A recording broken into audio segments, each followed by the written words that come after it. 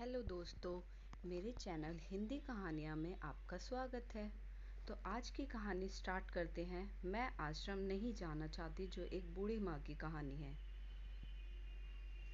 मेरे पति के देहांत के बाद मैं अपने इकलौते बेटे के यहाँ रहती थी।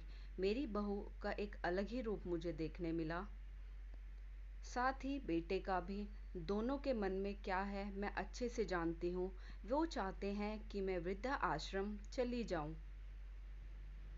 उनके जाने के बाद मुझे यह सब देखना और सुनना पड़ेगा, इसका मुझे अंदाजा भी नहीं था।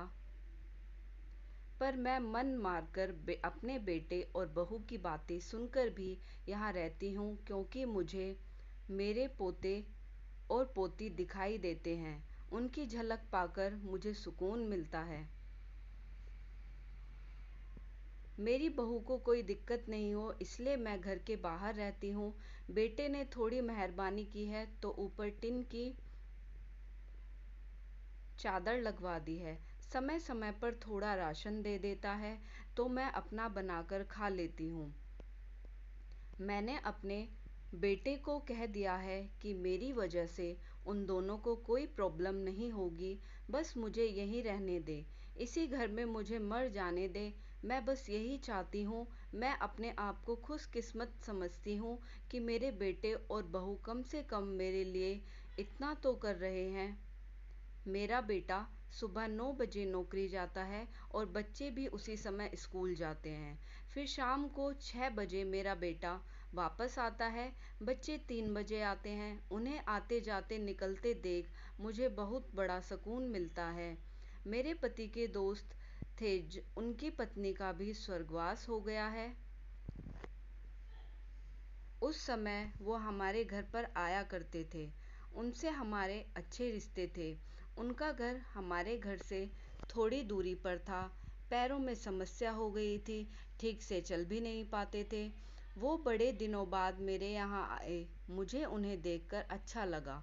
उनका हाल भी मेरी तरह ही था। बच्चे अब उनसे भी परेशान थे।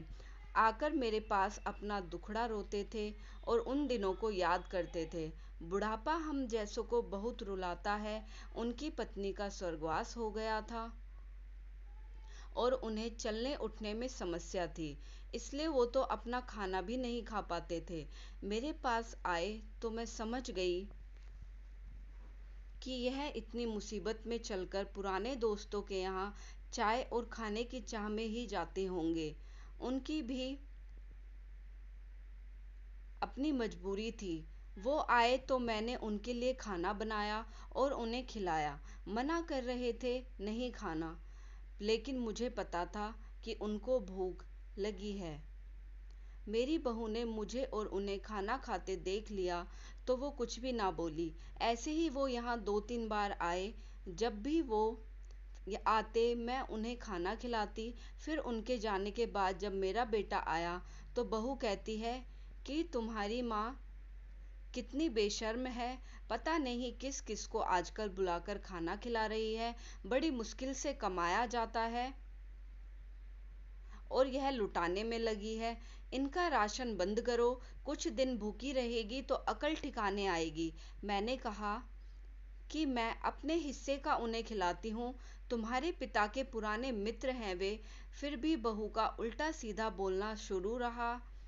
घर के बाहर रहकर उनको आज़ादी मिल गई है, पता नहीं क्या क्या करती है। बेटा भी बोला कि कुछ दिन भूखा ही रहने दो इन्हें। मुझे मेरे बेटे ने घर के पीछे सीढ़ी के पास ले जाकर बिठा दिया। कहा कि अब यहीं बैठो। मेरे तो अब आंसू भी सूख गए थे। अगले दिन मुझे खाना नहीं मिला। मेरे टिन के उस छोटे से कमरे को भी बहू ने तोड़ दिया। एक दिन पूरा भूखा रहने के बाद मैंने सोचा कि मैं गलत कर रही हूँ। मुझे अब अपने बेटे के यहाँ नहीं रहना चाहिए और शायद गलती भी मेरी ही है। मेरी ही परवरिश में कोई कमी रही होगी, तभी तो यह परिणाम आया।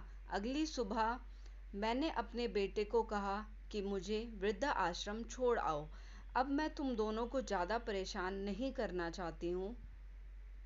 बहू ने कहा कि एक दिन की भूखी रही तो अकल ठिकाने आ गई ना। बेटे के चेहरे पर भी अजीब सी खुशी थी। जल्दी से तैयार हो गया मुझे छोड़ने के लिए। बहू कह रही थी कि आज की छुट्टी ले लो, यही आसपास मत छोड़ाना इन्हें, कहीं 3 दिन में ही वापस आ जाएं। मैंने अपनी बहू से कहा कि बेटी चिंता मत कर, मैं अब नहीं आऊंगी। मैंने अपने पोता पोती को गले लगाया। मुझे पता था कि अब मिलना नहीं हो पाएगा।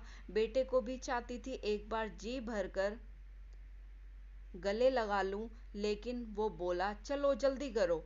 मैंने बहू को कहा कि बेटी अपना ध्यान रखना। मेरा बेटा मुझे छोड़ आया। वहां आकर मैंने देखा कि मेरी तरह कई हैं, थोड़े दिन उदास रहते हैं फिर सच को स्वीकार कर लेते हैं। अब मैं यहाँ खुश हूँ, कुछ काम भी करती हूँ। मैं चाहती हूँ कि ऐसा कहूँ कि ऐसा किसी के साथ ना हो, लेकिन ऐसा कब किसके साथ हो जाए कोई बता नहीं सकता। लेकिन माँ बाप को ऐसे समय के लिए भी तैयार रहना चाहिए। बस बच्चों को पाल कर बड़ा कर दो, उनसे कुछ उम्मीद मत रखो। तो अगर आपको मेरी कहानी अच्छी लगी हो तो चैनल को सब्सक्राइब करें और वीडियो को लाइक करें। Thank you.